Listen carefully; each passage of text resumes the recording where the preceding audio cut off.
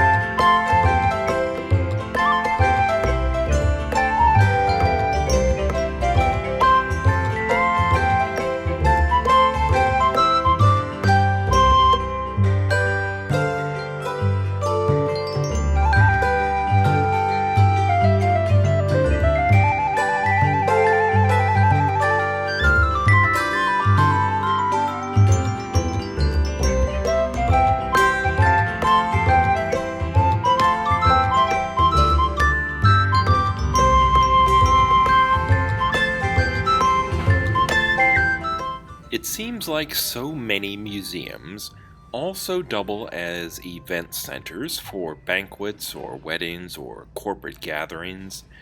Check out how beautiful this space is. It's empty now, but it was starting to fill up with a wedding reception when we were leaving around 5 o'clock. We didn't realize it as we were passing through the gift shop, but there's another big group of displays, many more rooms, filled with cool stuff here in the main building. But at this point, we were just eager to get outside. The Carillon Historical Park is huge.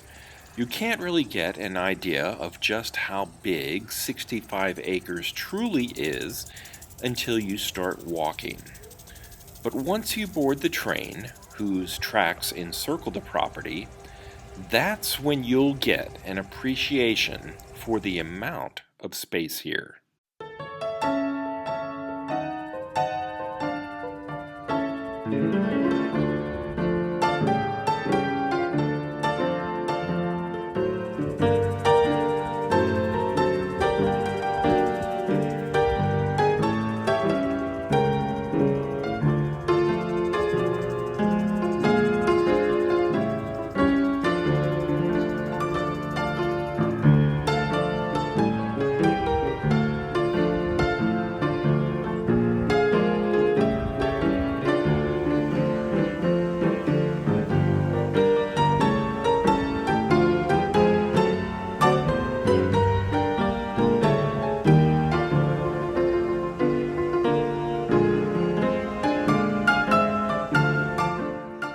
The Dixon and Schaefer Junction is an original railway station from 1894.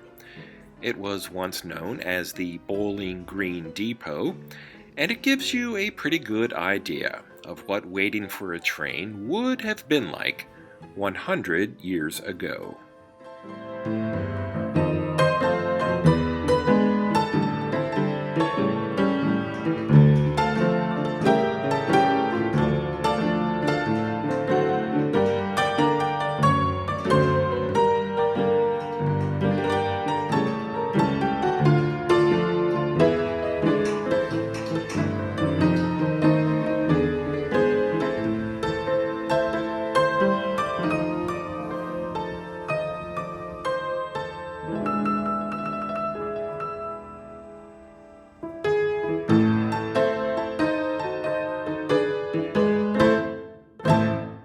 This is a reproduction of an 1851 steam locomotive and pulls two open-air coaches capable of carrying 120 people.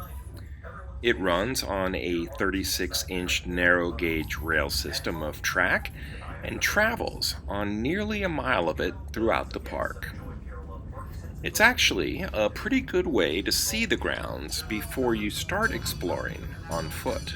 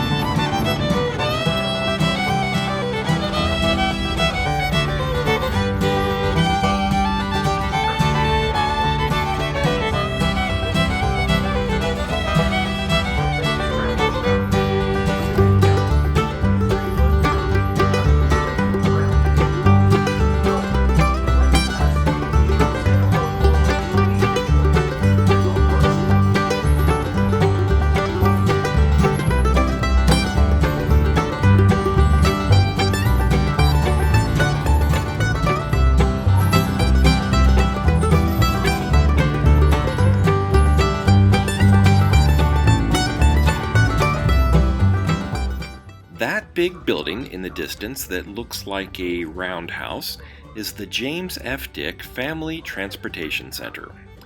Inside are train cars, coaches, trolleys, and even a caboose. All perfectly restored and displayed so that people like you and me can actually walk through them.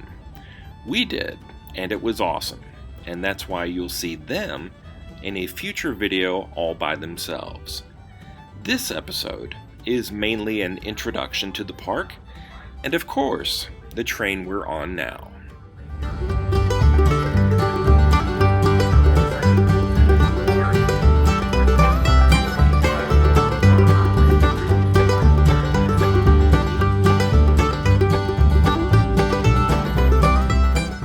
Behind these brick walls is the John W. Bryce Sr.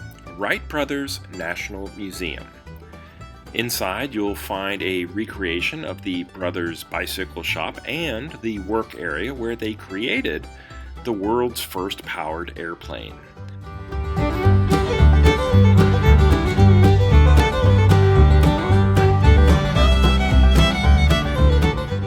Down in one of the parking areas is a small steam switcher that is undergoing a restoration. The rust has been removed, and it's currently protected in red oxide primer. I don't know if this will ever actually run again. It seems more likely to be a cosmetic restoration for it to become a display piece. Possibly, it will find a new home in the transportation center. But that's just speculation on my part.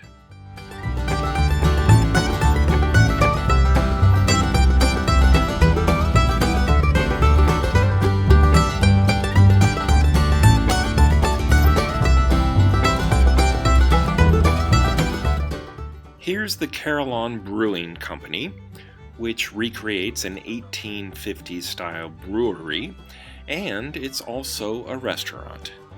It's right next to the Eichelberger Pavilion, which is that event center I showed earlier. There's more to show in a future video, but that's it for today. So thank you for watching, and this has been Bob's Workshop. Take care.